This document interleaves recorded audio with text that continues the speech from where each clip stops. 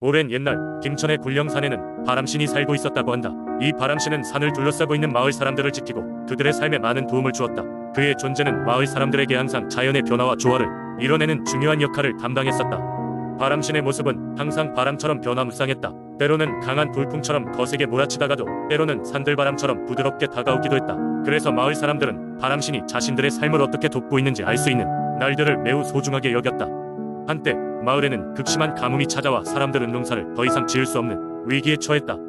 논과 밭은 바짝 말라갔고 물을 구할 수 있는 희망이 사라져가고 있었다. 그때 마을의 노인들은 굴령산 정상에 올라 바람신에게 간절하게 기도했다. 부디 우리의 삶에 한 줄기의 물길을 허락해 주시오. 바람신이시여. 바람신은 그들의 기도를 듣고 마음을 움직였다.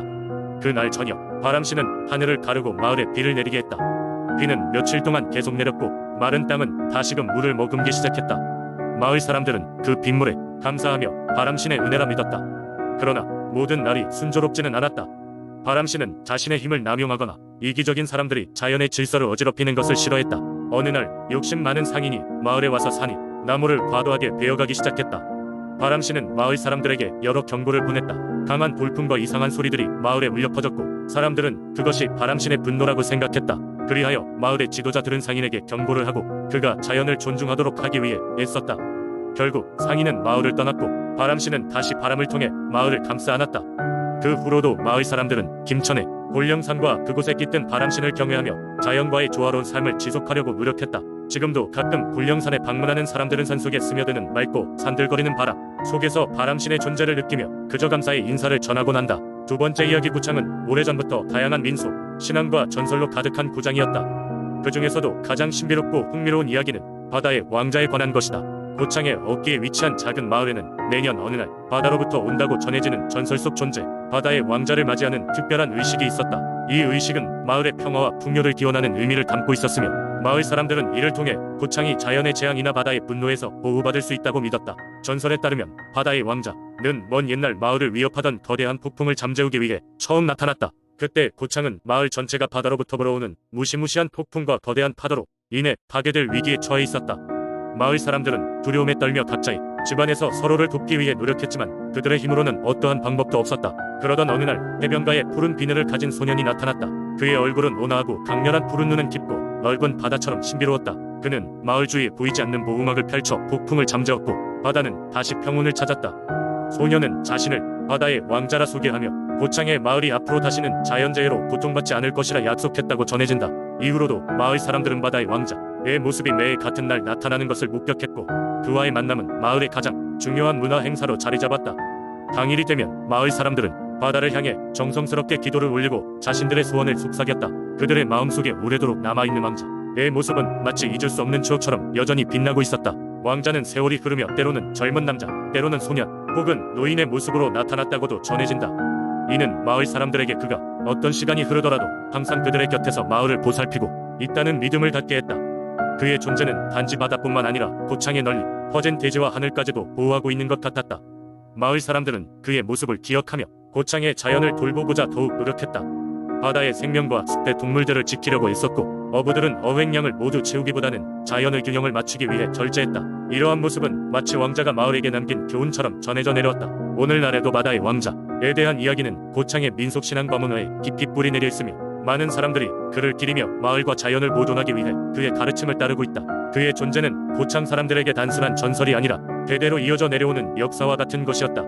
그의 신비로운 보호는 오늘날까지도 고창을 풍요롭고 평화로운 곳으로 만들고 있다는 믿음과 함께 말이다. 세 번째 이야기, 옛날 옛적 지금의 경상남도 거제도에는 바다와 깊은 연을 맺은 마을이 있었다. 이곳 사람들은 매일 바다와 섬 사이를 오가며 생계를 이어나갔는데 그 중에서도 해녀들은 특히 특별한 존재로 여겨졌다. 그들은 혼자서나 팀을 이뤄 물질을 하며 섬의 가정에 풍요로움을 가져다 주었다. 대개 오전 일찍부터 시작된 물질 작업은 해가 중천에 뜨기도 전에 마무리되었지만 이들의 하루는 결코 짧지 않았다. 해녀들은 단순히 바다에서 해산물을 채취하는 일을 하는 것이 아니라 그들만의 비밀스러운 믿음을 가지고 있었다. 그중 가장 유명한 이야기는 여신이라 불리는 바다의 여신에 관한 것이다. 마을 사람들 사이에서는 해녀들이 바다에서 작업할 때마다 여신께 안전과 풍요를 기도한다고 믿었다. 그들은 해녀신께 해산물의 일부를 바치며 자연의 은총에 감사하고 항상 무사히 돌아올 수 있기를 바랐다. 어느 날 마을에서 가장 용감하고 능숙하다는 소문이 자자한 해녀 은영은 평소처럼 물질을 나가기로 했다. 이날은 바람이 심하게 불었지만 그녀는 조금도 주저하지 않았다. 그녀는 바다와 교감하며 파도의 소리와 조류의 흐름을 느끼는 그 순간을 사랑했고 오늘도 해녀신께 정성을 들이면 무사히 돌아올 수 있을 것이라 믿었다. 그러나 바다의 상태는 점점 나빠졌고 점심 무렵에는 날씨가 태풍같이 변해버렸다. 다른 해녀들은 일찌감치 물질을 접고 돌아갔지만 은영은 조금 더 채취를 하고 싶었다. 그녀는 결국 바다 깊은 곳에 갇히고 말았다. 하늘이 어두워지면서 바람은 더 강하게 불었고 파도는 은영을 받아 이리저리로 밀어냈다. 마침내 은영은 숨을 고르려 수면으로 올라왔지만 젖은 몸은 점점 더 무거워졌다. 그녀는 자신이 바다의 심연으로 점점 끌려 내려가고 있음을 느꼈다. 그 순간 그녀의 눈앞에 신비로운 빛이 반짝였다. 환영처럼 나타난 해녀씨는 은영에게 다가와 손을 내밀었다. 해녀씨는 따뜻한 미소와 함께 은영을 바라보며 그녀를 깊은 바다 위로 떠오르게 도와주었다. 그 순간 은영은 깨달았다. 그토록 믿고 의지했던 해녀씨는 항상 그들과 함께 있었다는 것을. 그녀는 해녀신이 제공한 은혜에 감사하며 무사히 마을로 돌아올 수 있었다.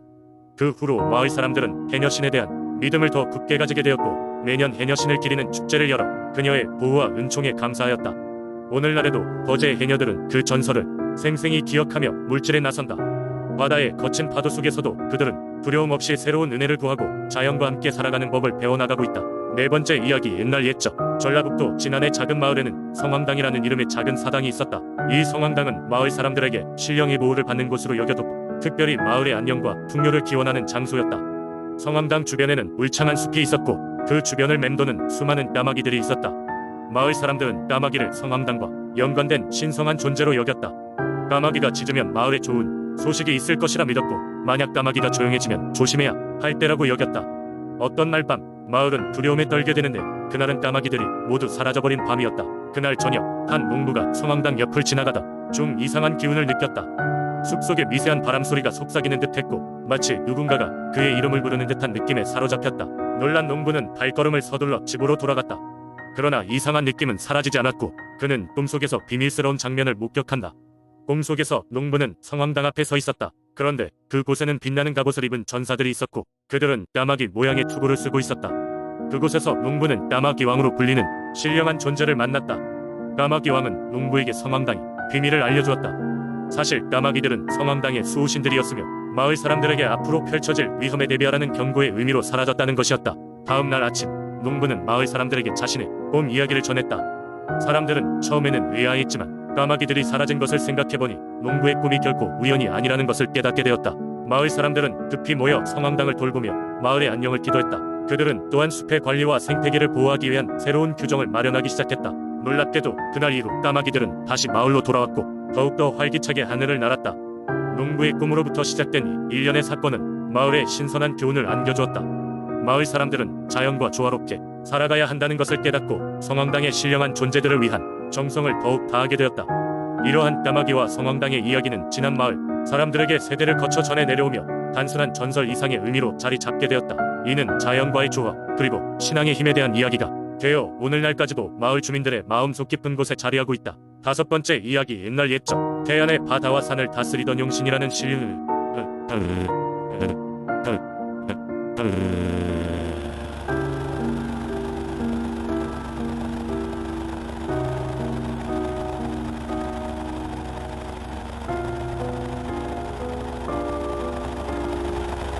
태안은 바다와 인접한 고장으로 많은 어부들이 바닷길을 통해 생계를 이어갔다. 바다의 변덕스러운 날씨와 험난한 파도 때문에 어부들은 매일같이 하늘의 뜻에 따라 운에 몸을 맡긴 채 바다로 나가곤 했다. 많은 사람들은 용신이 바다를 다스리고 있다고 믿었고 그에게 제사를 지내며 하루하루의 안전을 기원했다. 어느 날 태안의 한 마을에 김씨라는 이름의 어부가 있었다. 그는 하루에도 몇 번씩 바다에 나가 물고기를 잡았는데 그날따라 바람 한 점 없는 고요한 날씨에 심한 불안감을 느꼈다. 오래된 어부의 직감은 이 고요함이 오래 가지 않을 것을 경고하고 있었다. 하지만 김씨는 가족들이 먹을 양식을 위해 어쩔 수 없이 배를 몰고 바다로 나갔다.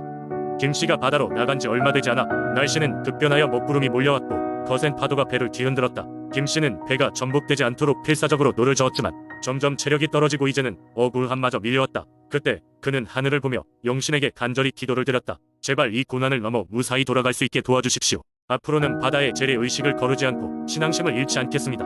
그 순간 믿기 어려운 일이 벌어졌다. 거친 파도가 차츰 잦아들고 하늘은 맑아지기 시작했다. 김씨는 가까스로 무사히 돌아올 수 있었고 이 일을 겪은 후 그는 더욱 견고한 신앙심을 가졌다.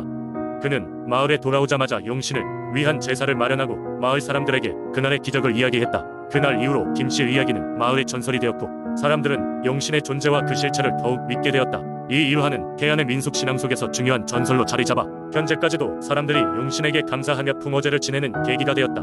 김씨는 사람들에게 바다의 위험성을 알리고 자연의 거대한 힘 앞에서 겸손하게 살아가야 한다는 교훈을 전했다.